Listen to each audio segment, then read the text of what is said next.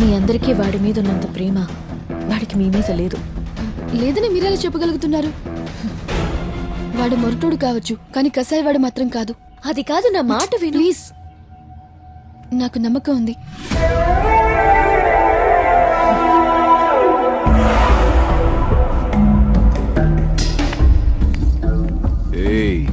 ఏంటే అంత చెప్పేశావా? ఎస్కేప్ అయిపోతుందా తను? నువ్వెంత చెప్పినా తనని ఎలా తీసుకుపోవాలో నాకు బాగా తెలుసు. ఇక్కడే నుంచుని చూడు.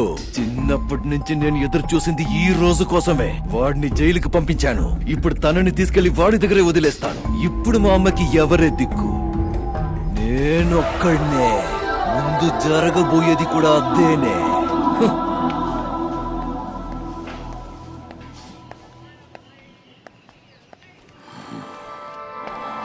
చెల్లమ్మా, ఎక్కడెక్కడ వెతికానో తెలుసామా నిన్ను? ఏంటమ్మా అలా ఉన్నావు? ఓహో, ఈ అన్నయ్యని చూసి షాక్ అయ్యావా? ప్రతి ఏడాది 2 రోజుల ముందే రాఖీ కట్టడానికి వచ్చేదానివి. ఈ ఏడాది అన్నయ్యని మర్చిపోయావా? మర్చిపోలేదుగా. ఈ అన్నయ్యని మర్చిపోలేదు కదా. ఓ, కట్టడానికి రాఖీ లేదా? నేను తీసుకొచ్చాను. ఇదిగో తీసుకో.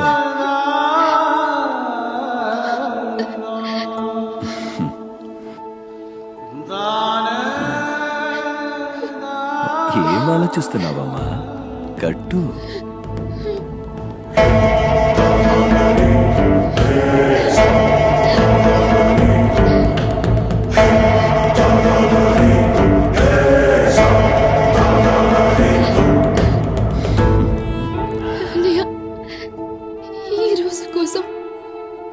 సంవత్సరాలుగా ఎదురు చూసానో తెలుసా?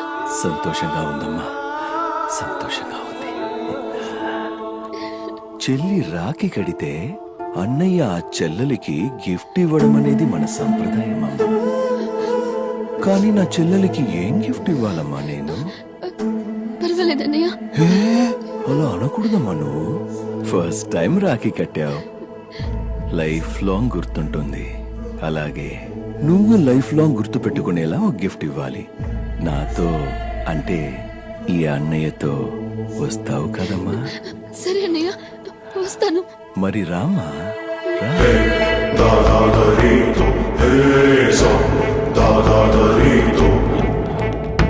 ఏమైందమ్మా?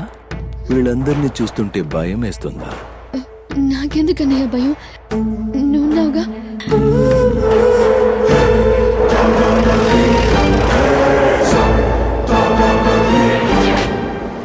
ఈ రోజు మీ ఎంగేజ్మెంట్ పెట్టుకుని ఇక్కడికి వచ్చారు కదా, అందుకే.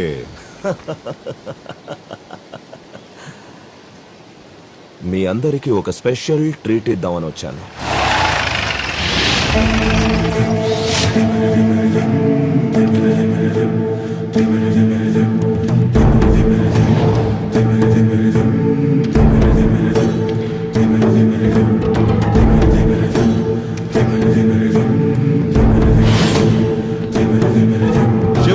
మై డార్లింగ్, అందరూ తన వాళ్ళ కోసం పనిచేస్తే నువ్వు తన వాళ్ళని కూడా లెక్క చేయకుండా పనిచేస్తావు. I love you.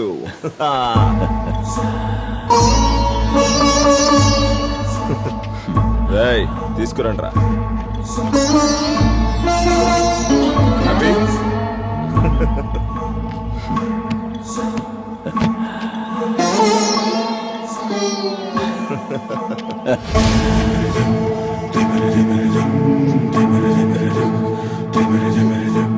రే వెళ్ళండి రా.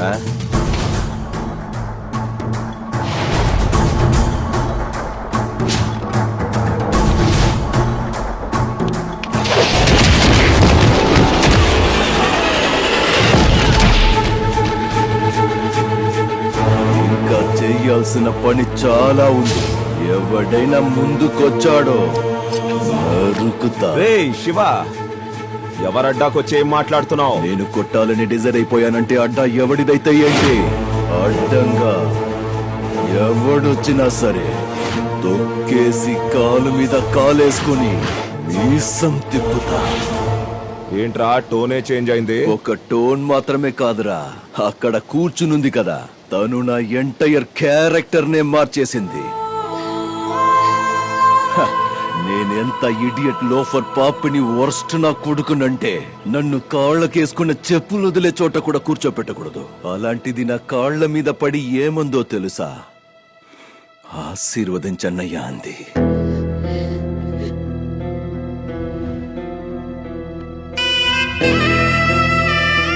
ఈ చేత్తో ఎన్నో పాపాలు చేసిన ఒక్క రోజు కూడా ఈ చెయ్యి షేక్ అవ్వలేదు. కానీ తను రాఖీ కడుతుంటే నా చెయ్యి షేక్ అవ్వడమే కాదు, ఏకంగా నేనే షేక్ అయిపోయా. తను నా కాళ్ల మీద పడినప్పుడు తన కన్నీళ్లతో నా కాళ్ళు తడిచాయి.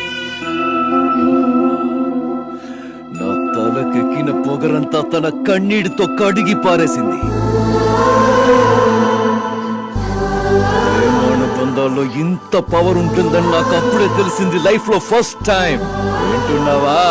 లైఫ్ లో ఫస్ట్ టైం డబ్బు కంటే ప్రేమకే పవర్ ఉందనిపించింది.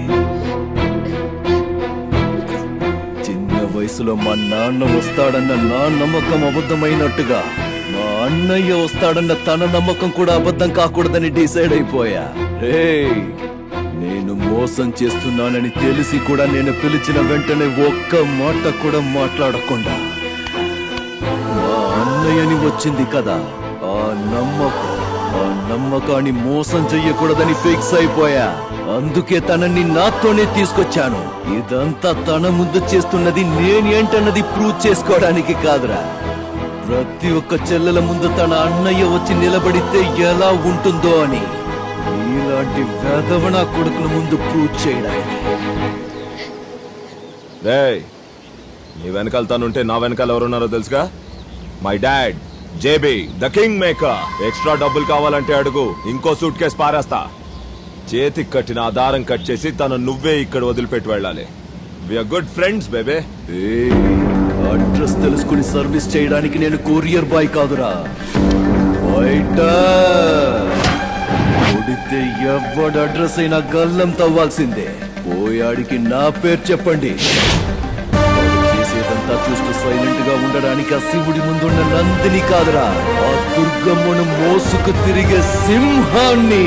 వాడికున్న పవర్ అంతా యూజ్ చేయని, వాడికున్న జనాన్ని యూజ్ చేయని, లేదా వాడికి ఏదైనా ఎక్కడా ఇక్కడ దమ్ము కాని ఉంటే అది కూడా యూజ్ చేసినా సరే ఐఎమ్ రెడీ టు ఫేస్. ఒక్కడనే వస్తా, చూసింది తలకెక్కే లోపు అంతా ఫినిష్ చేసుకుని అక్కడి నుంచి వెళ్ళిపోతానంతే. బచ్చాగాళ్ళు సింపుల్ గా ఒక్కడిచ్చినందుకే లేవకుండా పడుకున్నారు.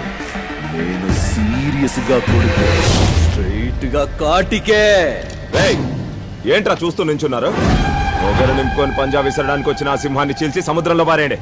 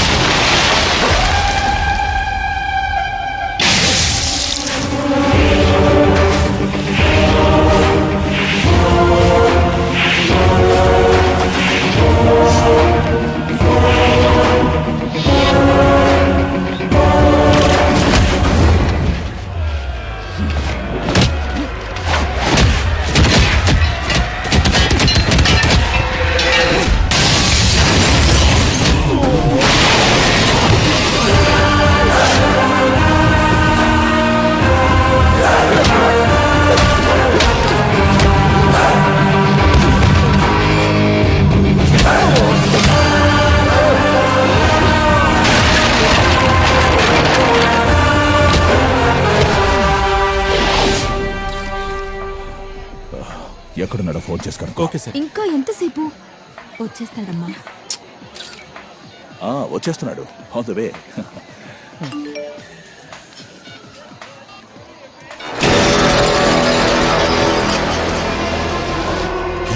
ఈరోజు వాడు ఎంగేజ్మెంట్ చేసి పెళ్ళై సంసారం చేసే ముందు కొంచెం సంస్కారం నేర్పిద్దామని వేలాడ తీశా.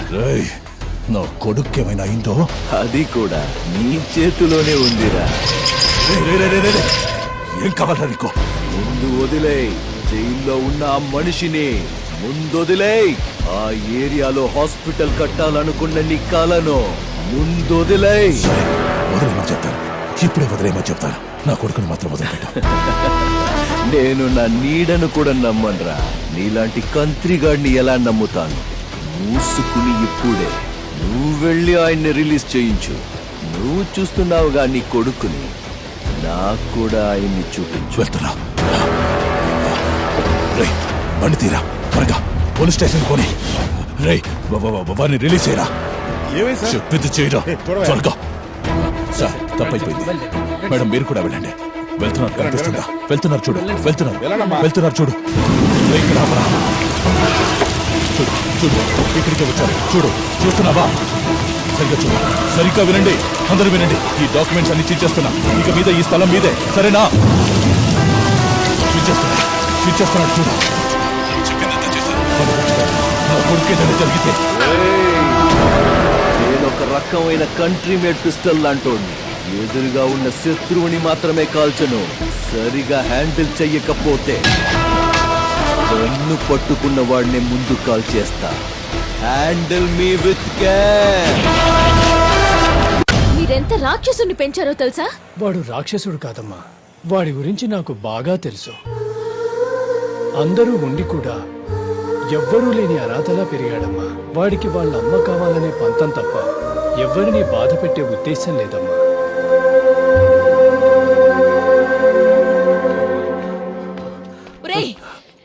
మా అమ్మా అని పిలవు కా నోటితో నన్ను. చెల్లెల్ని డబ్బు కోసం తాకట్టు పెట్టినప్పుడే చచ్చిపోయాడ్రా నా కొడుకు. తను పాపం అన్నయ్య వస్తాడు అని రోజు ఎదురు చూసేది. అలాంటి దాన్ని ఈ స్థితికి తీసుకొచ్చేసావు. కన్న తల్లిని ఇంత బాధ పెడితే నువ్వు నాశనం అయిపోతావు. ఈ చేత్తో నిన్నెత్తుకు పెంచానన్న ఒకే ఒక్క కారణం వల్ల నిన్ను చంపకుండా వదిలేస్తున్నాను. వెళ్ళరా, వెళ్ళక్కడి నుంచి. నా కళ్ళ ముందు కనిపించుకో. వెళ్ళమనండి, వాళ్ళిక్కడి నుంచి వెళ్ళమనండి.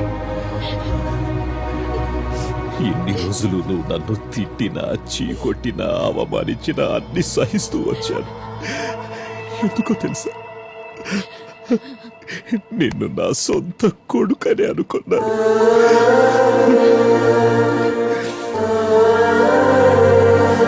కానీ నువ్వు నా కూతుర్ని ఒక ఆడపిల్లని కూడా చూడకుండా ఈ స్థితికి తీసుకొచ్చావు.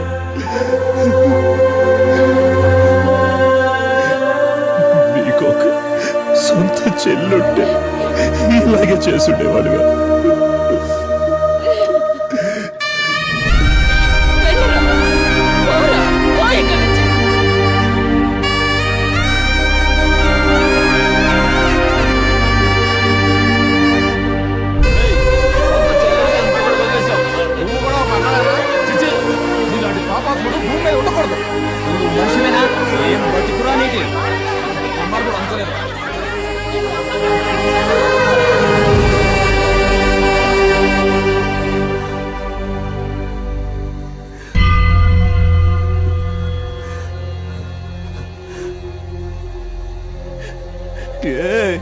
ఏ స్వామి, ఇప్పుడు ఏడవాలా?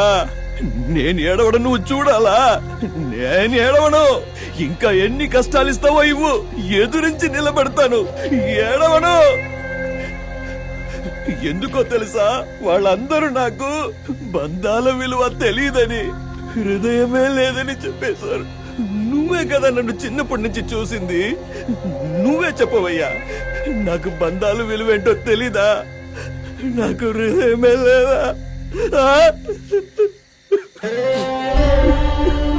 చిన్నప్పటి నుంచి నాకు మా అమ్మ కావాలి, ఆమెను బాగా చూసుకోవాలి, దానికి డబ్బులు బాగా సంపాదించాలి అని మాత్రమే అనుకున్నాను.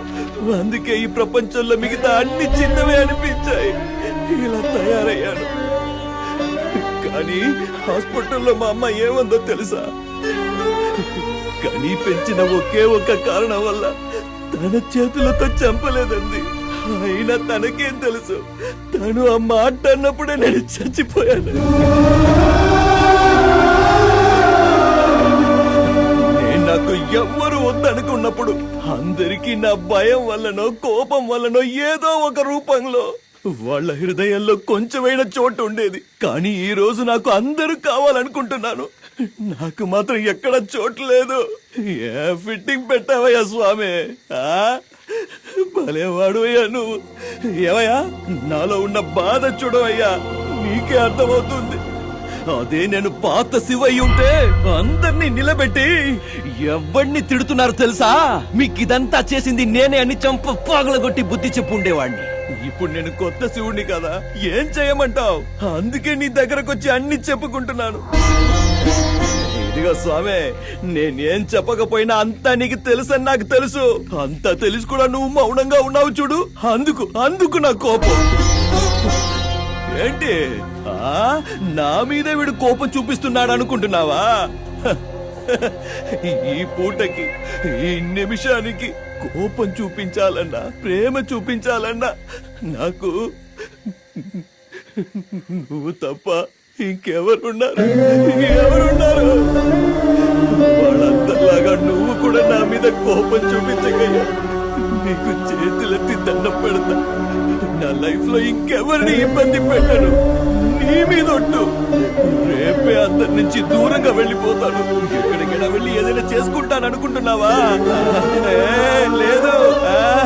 నాకు జన్మనిచ్చింది అమ్మే అయినా నాకు జీవితాన్నిచ్చింది నువ్వు. దాని మీద అన్ని హక్కులు నీవే. ఈ ప్రాణం లాక్కోవాలన్నా అది నువ్వే లాక్కోవాలి. కానీ నాకు ఒక మాట ఇవ్వు. నేను ఎక్కడికి వెళ్ళినా నువ్వు నాతోనే ఉండాలి. ఉంటావు, నాకు తెలుసు. ఈ భూమి మీద ఆ శ్రీరాముడికి నీకంటే గొప్ప భక్తుడు ఎవరైనా దొరుకుతాడా? అలాగే నీకు నాకంటే గొప్ప భక్తుడు దొరకడు. అవును కదా? అవును. సర్లే, నువ్వు పడుకో. నాకు ఏడవాలనిపిస్తుంది. పొద్దున్న దాకా ఏడవాలి. అక్కడే సైడ్ లో కూర్చుని ఏడుస్తా. నీ భక్తులు నీ ముందు కన్నీళ్లు కారిస్తే నువ్వు ఎంత బాధపడతావో నాకు తెలుసు. చెప్పానుగా, ఏడవను. నీ ముందు నేను ఏడవను. ఉంటాను.